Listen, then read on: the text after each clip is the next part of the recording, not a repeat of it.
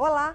Por meio das redes sociais, um dos estilos literários mais clássicos, a poesia, tem ganhado cada vez mais popularidade, atraído leitores, seguidores, graças aos chamados poetas da internet ou instapoetas.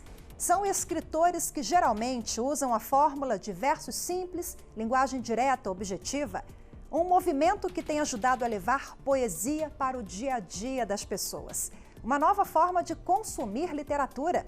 Sobre o assunto eu recebo hoje no Iluminuras o poeta e escritor Saulo Pessato. Com milhares de seguidores nas redes sociais, ele também se aventurou no lançamento de livros físicos. Mas como será que a academia enxerga esse movimento dos poetas da internet, a literatura na web? Você vai saber com a doutora em Sociologia, professora de literatura, tradutora da Universidade de Brasília, Ana Rossi.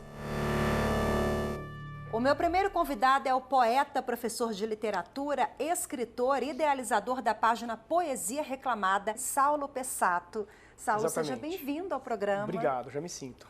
Bom, eu falei do Poesia Reclamada no Facebook, no Instagram. Como é que a gente te encontra? Saulo Pessato. Saulo Pessato. Saulo Pessato. Bom, como é que começou essa ideia de apostar na poesia pela internet? Na verdade, quando o Orkut se extinguiu das redes sociais e o Facebook estava surgindo aqui no Brasil, eu tinha um Twitter, que era Poesia Reclamada, ele não tinha nenhum propósito de ser poesia. Eu só brincava com 140 caracteres e fazia alguma coisa com rima e métrica.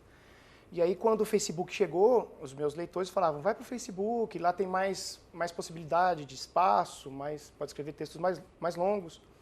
E mesmo com resistência de ter mais uma rede social, eu acabei indo, levei o Poesia Reclamada para o Facebook, e aí eu comecei a trabalhar um pouco mais com a linguagem poética nessa rede social nova. E aí eu deixei o Twitter de lado, e aí a Poesia Reclamada começou a ganhar mais visibilidade, mais crescimento. E como é que é a linguagem? Você adapta a linguagem para popularizar a poesia? Porque os poetas da internet, né, como vocês são conhecidos, como quem faz esse trabalho, a gente acaba chamando, né, de instapoeta, poetas da internet. Vocês adaptam a linguagem para aquela coisa curta, simples ou não? Eu tenho muita influência clássica, porque dei muito tempo aula de literatura, então eu tenho mestres muito classicizantes, assim. E eu precisei me adaptar a essa linguagem mais instantânea, mais de Instagram mesmo, e aí eu fui procurando mais influências modernas, né, de 1922 para cá. Manuel Bandeira, Paulo Leminski, Milor Fernandes, que tem esse veio humorístico forte.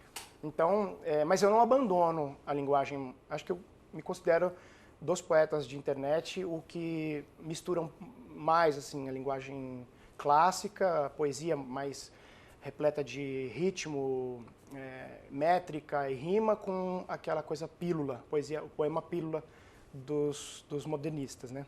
Mas você tem essa relação muito íntima com o leitor, né? Essa intimidade acabou gerando os seus 2 livros com a participação dos leitores. Isso é uma coisa completamente nova na literatura, porque nenhum dos poetas do passado tinham esse contato tão urgente com quem os lê, com quem os lia, né? A rede social promoveu isso, exatamente, né? A rede social promoveu isso. Antigamente, um poeta publicava um texto, um livro, uma tira de jornal, a crítica, os leitores entravam em contato como? Por cartas. Hoje em dia, você publica um texto na internet, a resposta é imediata. A crítica é imediata, o comentário está lá embaixo do texto, com 1 minuto de tempo pós-postagem. A mensagem vem no direct, vem no inbox, imediatamente. É aí que está essa intimidade com o leitor. Foi Isso daí interfere no seu trabalho? No início interferia um pouco. Porque você é criticado também. Eu acho que interfere, porque inevitavelmente a gente fica com cuidados que talvez um poeta do passado não tinha. É um pouco delicado lidar com esse feedback tão instantâneo. Seria mentira dizer que não interfere. Interfere, sim. Mas acaba sendo positivo, porque você tem esse cuidado maior, né? Positivo e negativo. Acho que tudo tem um lado positivo e um negativo. A gente acaba sendo um pouco mais cuidadoso. A gente acaba... Eu acho que eu me moldei muito nos últimos anos por procurar entender essa linguagem que eles querem, que não era a que eu oferecia. Então, isso me moldou. Tem um lado positivo, isso. eu pude me adaptar muito mais ao leitor contemporâneo do que talvez se não tivesse as redes sociais. Talvez eu fosse ou me tornasse um poeta fora de época, porque com muita influência no clássico, acabaria não me fazendo entender no contemporâneo. Ô Saulo, quando você fala o que eles querem, né? Quais são as características desse texto? O que eles querem? As pessoas querem textos que dialoguem com comportamentos, né, que digam, que falem de sentimentos que elas também... Eu diria até que a gente está vivendo uma espécie de neorromantismo, né, em que o ego é um elemento muito central para o leitor. Eu quero me identificar com o que está sendo trabalhado liricamente aqui. E era o que acontecia na primeira metade do século XIX, essa intimidade com o ego. A burguesia se tornava um público essencial da literatura, e ela queria se identificar com aquilo, ao contrário do que o público anterior, que se identificava com os greco-romanos, com a literatura clássica. Então hoje a gente está vivendo essa necessidade do ego, de encontrar o eu no texto. Mas às vezes eles não se encontram nos seus textos. Às vezes eles não se encontram. Porque você fala absolutamente sobre tudo, e com temas polêmicos e tabu também. Muitos. E aí, como é que fica? Então, aí geram uns conflitos. Alguns leitores brigam comigo, deixam de seguir a página, ou chamam um grupo de pessoas para virem me atacar. Por exemplo, existem textos de cunho político, eu acho importante se posicionar. Então, quando se ataca um grupo X, o grupo Y vem em peso. Eu falo sobre morte, eu falo sobre suicídio, sem romantizar, obviamente. Falo sobre escatologia, sobre sexo. A gente está vivendo uma época muito cheia de pudores. As pessoas voltaram a ser... É incrível num país como o Brasil, né? No século XXI, 2019. Mas existe um tabu ainda na questão do sexo. Então, quando os leitores se deparam com uma palavra feia num poema, ou com uma crítica a uma figura que elas admiram, aí se torna um ataque pessoal. Elas se sentem ofendidas. Esse ego se manifesta e elas se sentem ofendidas, como se estivesse atacando a elas. Aí elas vêm e me dizem, olha, eu estou deixando de seguir a página, eu acho que a poesia não deve falar sobre isso. As pessoas falam muito isso. Isso não é poesia, você pensa que é poesia, isso não é poesia. Eu falo assim, ok, eu não sei o que é poesia, então. Muitos leitores estão na internet esperando você publicar um texto que sirva para a legenda de suas fotos. Tem gente que não quer poesia, a maioria não quer poesia. Quer copiar ela quer copiar alguma coisa que seja bonitinha para ilustrar uma foto dela. Saulo, eu vou pedir licença para você agora, porque falando nos poetas da internet, nos instapoetas, nós vamos ouvir agora o Zac Magiese, de São Paulo. Ele mandou um vídeo para a gente, vamos conferir. Olá pessoal do Iluminuras, tudo bem? Meu nome é Zac Magiese, sou escritor. Não planejado, assim, digamos. Eu comecei a publicar meus textos na internet, porque com o intuito de guardá-los lá, né, de ter um lugar para colocar todos os textos que eu vim escrevendo. E de repente começou a ter um movimento ao redor daqueles textos, assim, né? A interação, né? Que hoje é muito interessante isso. Em linhas gerais, tem um certo preconceito do que tá lá ser uma escrita mais assertiva, mais simples, mais de fácil entendimento e tudo mais, porque precisa ser, né? E eu acho isso muito interessante e acho que tem o seu valor revolucionário, né, e acho que vai provocar um reajuste em toda a dinâmica leitor-escritor, né? Assim, muito prazer em falar com vocês, pessoal do Iluminuras, e um beijo. Muito obrigada, Zac. Saulo, vamos voltar ao papo aqui. A internet ficou pequena para você, porque você migrou da rede social, você continua, claro, com esse trabalho muito forte, Poesia Reclamada, o seu Insta, Saulo Pessato, mas acaba sendo um caminho natural o livro físico? Eu acho importante o livro físico, né? O livro físico ainda é um herói da sociedade leitora.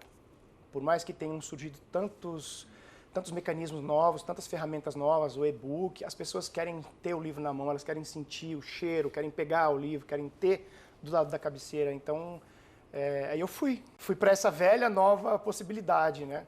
Olha aqui, a velha nova possibilidade. Esse é o primeiro livro. Com Poesia Reclamada no Jardim das Borboletas. No Jardim das Borboletas. E aqui você faz uma divisão bem interessante, né? Manhã, tarde e noite. A partir daí você vai pautando as poesias. Como é que foi isso? Eu dividi em 3 fases, porque além da questão da borboleta, que representa essa questão de fases, nós temos a fase da crisálida, a pulpa, a crisálida e a borboleta em si. O amor também, que é o tema desse primeiro livro, Lírica Amorosa, ele também muitas vezes é passível de fases nas nossas relações. Então, primeiro tem aquele amor platônico, amor intenso, pueril, adolescente, que coloca o outro em primeiro lugar e coloca a própria relação amorosa em primeiro plano. Essa é a primeira fase, a fase da manhã. Depois vem a tarde iluminada, a fase da tarde, em que eu coloquei os poemas do amor mais reflexivo, em que os sujeitos líricos pensam um pouco mais, comparam o amor, tentam definir o amor. Isso é uma coisa muito comum na literatura clássica, tentar definir o amor, tentar se encontrar dentro da relação amorosa. E aí abre o caminho para a terceira fase, que é a decepção amorosa, o sofrimento amoroso, o amor usado como arma, a saudade e o desamor, que é a fase da noite. Aí entram os poemas de sofrimento amoroso, tem uma lírica mais século XIX, mais romântica, no sentido da era romântica mesmo. Isso aqui foi colaborativo quase, esse né? livro foi completamente construído com os meus leitores. Esse livro foi escolhido pelos leitores, foi financiado pelos leitores, eu fiz um crowdfunding, é uma vaquinha coletiva, né? E aí eles me ajudaram a desenrolar o livro, escolher capa, escolher nome e tal. Agora, Saulo, não é complicado trabalhar por encomenda, digamos assim? É complicado. É complicado, eu sabia que era complicado. Na verdade, a poesia reclamada durante muito tempo no Facebook foi poesia sobre encomenda. Quando a poesia migrou do Twitter para o Facebook, reclamar poesia era... As pessoas me mandavam um tema e 2 palavras para aparecerem no texto. Então eu era obrigado a compor um texto me baseando nesse tema e 2 palavras. Então eles reclamavam um tema e eu escrevia. Daí poesia reclamada. Daí poesia reclamada. Então tem muitos textos que foram reclamados pelos leitores. Agora temos o segundo livro também, que são textos reclamados pelos leitores. Não, também, esse não. Eu dei uma pausa nessa... O segundo livro é esse aqui, Verso entre Virilhas. Verso entre Virilhas. Que é uma pegada completamente diferente. Não diria completamente, eu diria um complemento. Mas isso aqui são poesias eróticas. Eróticas, mas dentro do amor tem o erotismo.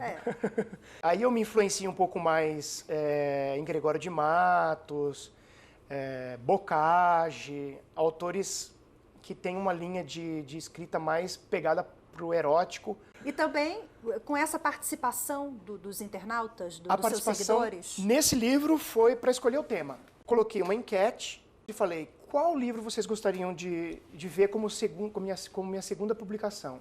A maioria escolheu erótico. Eu falei, tá bom, então vou fazer o erótico. Então, a contribuição deles, dos meus leitores, nesse segundo livro, foi só para definir o tema.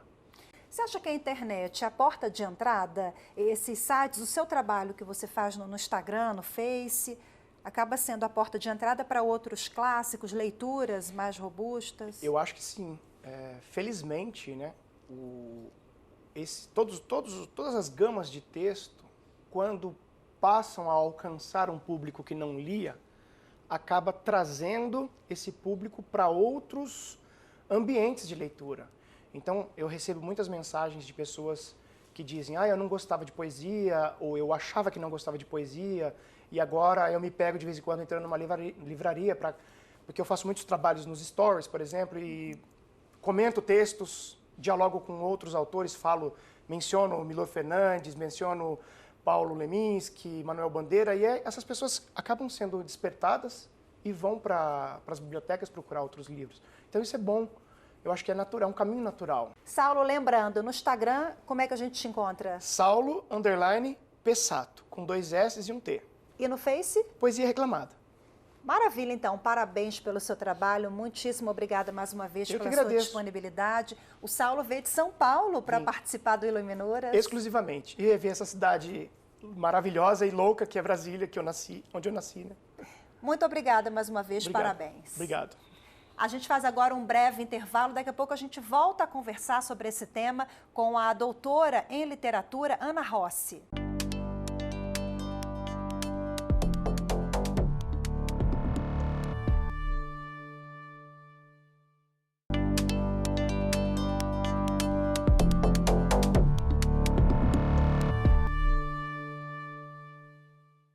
O Iluminuras está de volta e hoje o programa se dedica à literatura na web. Um movimento que ganhou força a partir da década de 90, quando a tecnologia foi se desenvolvendo e aí democratizou o acesso à internet, às redes sociais. Ao meu lado, neste segundo bloco, para falar sobre o assunto, a doutora em Sociologia, professora de literatura, tradutora da Universidade de Brasília, Ana Rossi. Muito obrigada. Seja bem-vinda, Ana. Obrigada a você pela participação. Bom, esse movimento, de fato, foi crescendo final da década de 90, início dos anos 2000, e a literatura ela foi ficando mais democrática, saiu dos livros para blogs, troca de ideias, publicação de versos, poesia. Como é que surgiu esse movimento?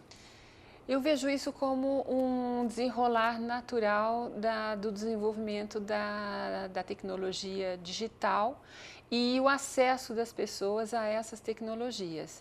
Então, a questão da web, para mim, é muito interessante, relativamente pouco estudado, mas já praticado muito por poetas, escritores, que usam hoje as redes sociais para publicar seus livros, publicar seus textos, fazer uma divulgação que transcende, digamos, o público que tem acesso ao livro. Então, a internet ela não tem barreiras.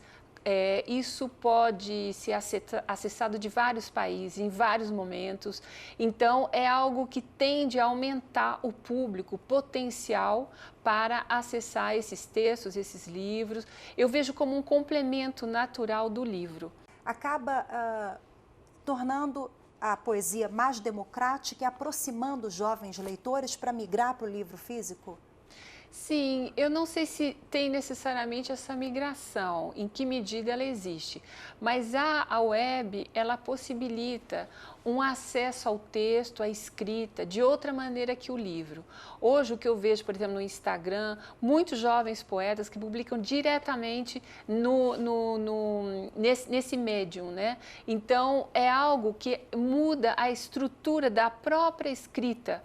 É algo que vai intervir no raciocínio, porque uma coisa é você fazer um texto no papel, escrever, corrigir e depois você publicar. Tem muitos poetas assim, mas tem muitos também, que eu acho que a geração mais jovem, que acessam diretamente essas redes sociais. E aí a escrita ela é diferente, porque eles têm uma capacidade de usar os recursos também tecnológicos.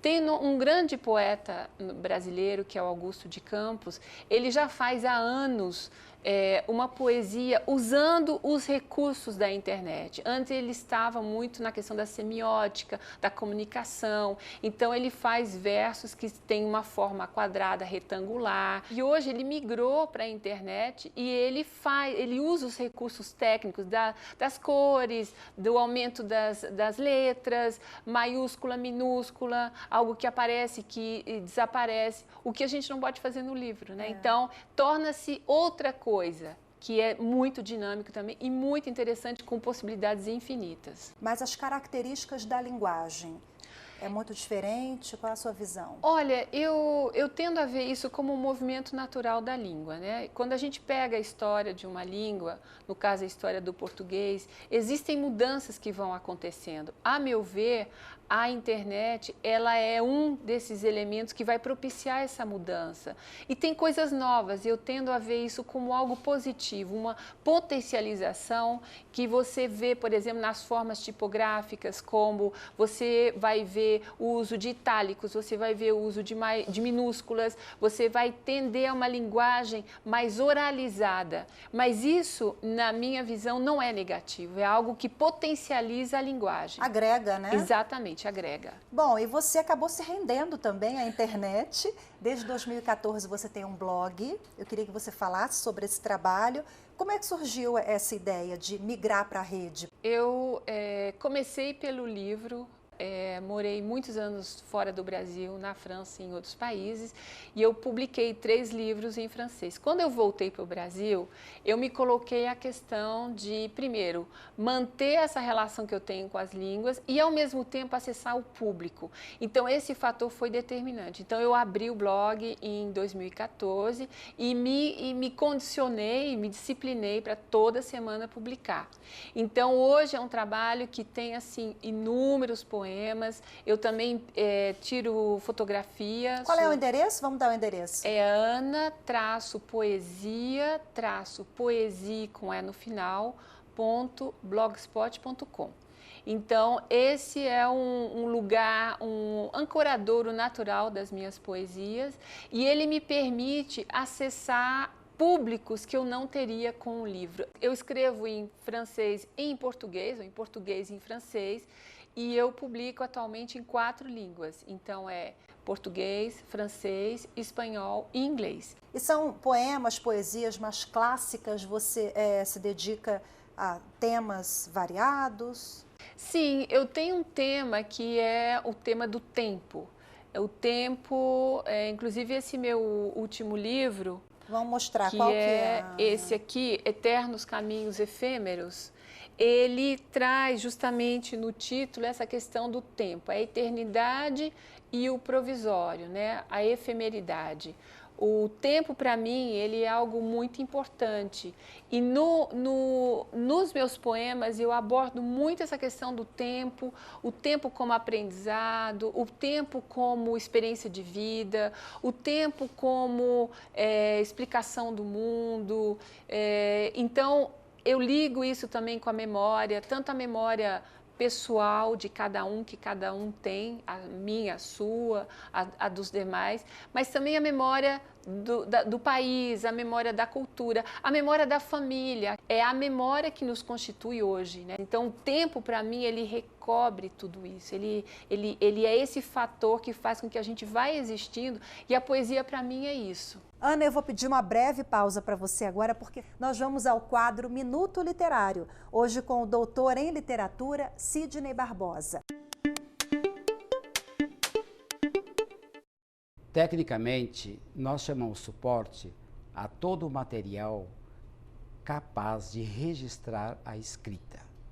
Desde os tempos imemoriais, nós tivemos em primeiro momento a pedra, em seguida o pergaminho, e depois do pergaminho nós tivemos o papel e outras possibilidades de grafar as ideias pela escrita, sendo a escrita o registro do presente que aparece na distância e no tempo. Ora, a internet na contemporaneidade transformou-se num suporte importante para a divulgação das obras literárias, sejam os contos, a poesia, o ensaio, o romance e qualquer outra manifestação literária, hoje recebe, através de blogs e de sítios, possibilidades de divulgação que são muito importantes e têm ajudado, sobremaneira, a difusão literária. Ora, esta condição nova permite algumas vantagens com referência aos outros suportes. Por exemplo, a possibilidade de difusão é muito maior. Em segundo lugar, nós temos a possibilidade de retorno para o autor dos comentários, das observações do público e de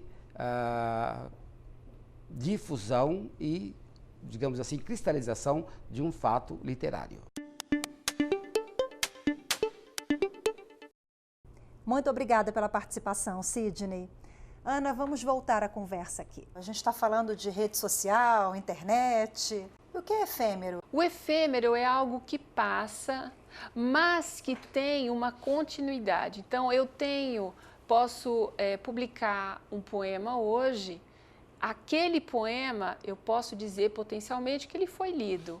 Agora, eu publicando um outro poema semana que vem, eu tenho uma ligação com o primeiro, que foi publicado na semana passada. Então é uma morte e renascimento para mim, o tempo é isso. E é interessante ver aí aparecer a figura do leitor, quer dizer, quem é essa pessoa que comenta e o que ela comenta. E às vezes saem coisas que você não tinha pensado.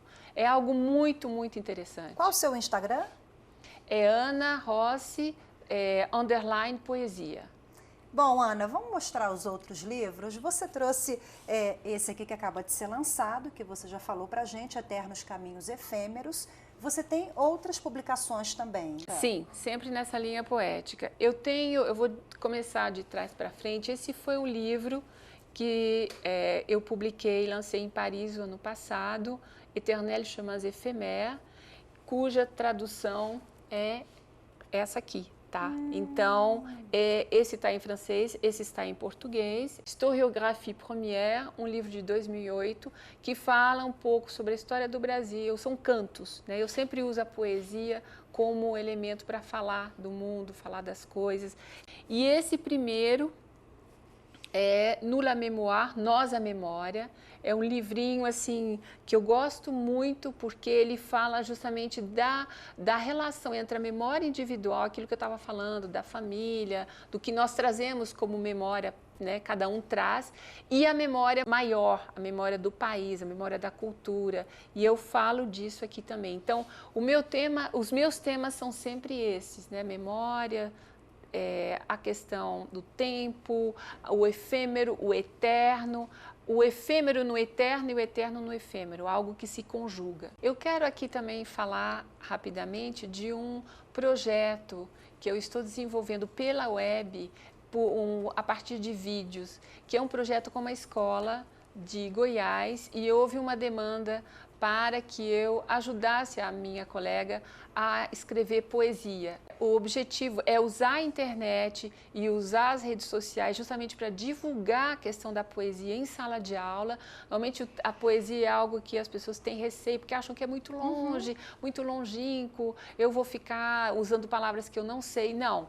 Eu trago a poesia para o dia a dia, para o cotidiano das pessoas, porque para mim a poesia é o que a gente vive.